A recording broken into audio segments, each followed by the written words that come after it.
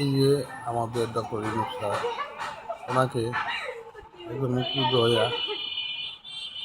লাইভে জুতা ফোটা করার দেয়াইল, এগুলো ভালো করলো? কী ধরনের চরিত্র তার?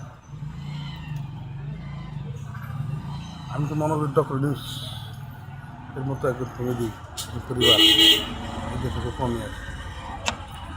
ওর বিবেক একটু বাধা দিল না?